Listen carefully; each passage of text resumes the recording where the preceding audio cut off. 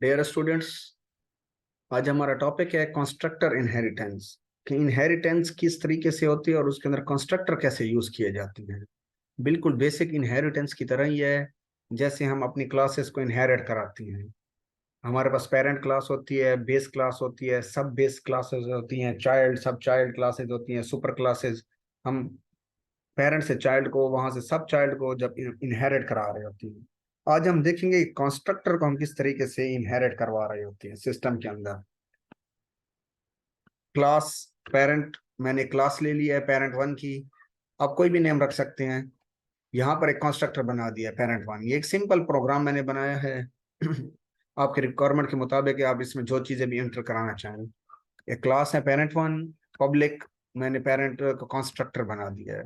इसके अंदर एक सिंपल सी आउट है। दूसरी क्लास है, वो भी सिंपल क्लास मैंने बनाई है पेरेंट टू के नाम से। Parent two, parent one, parent two, दो क्लासेस बन गई हैं। हमारे पास दोनों बेस क्लासेस हैं, ये भी बेस क्लास है और ये भी बेस क्लास है। अब इन दोनों को हमने किसी एक क्लास को इनहेरिट कराना है, जहां से हम दोनों को आसानी से एक्सेस कर सकें। तो हम एक और क्लास बनाते हैं जिसको हम चाइल्ड क्लास कहते हैं। मैं इसको जरा करीब कर लेता हूँ।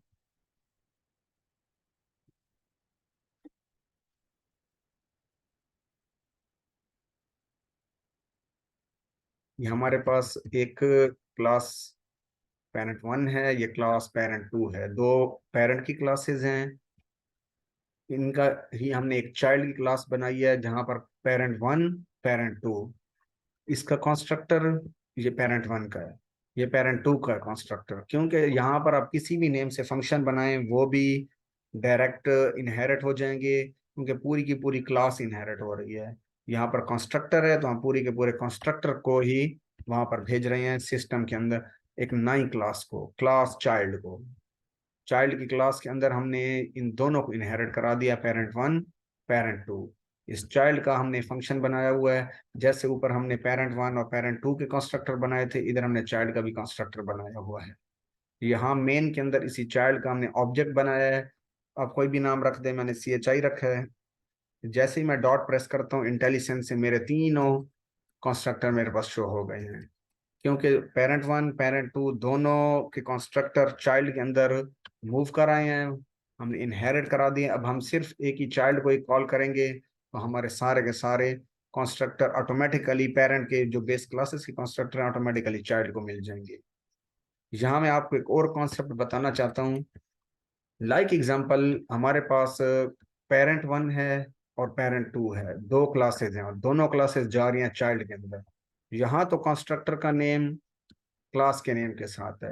हो सकता है मेरे पास इस क्लास टू के अंदर कोई ऐसा फंक्शन हो जो क्लास वन में भी हो।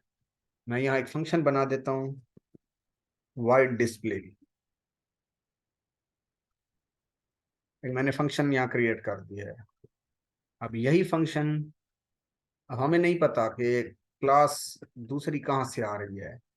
कोड बहुत बड़ा होता है, कोड में कौन से मॉड्यूल से कौन सी क्लास आ रही है पता नहीं होता। अब यहाँ भी डिस्प्ले है और यहाँ भी डिस्प्ले है।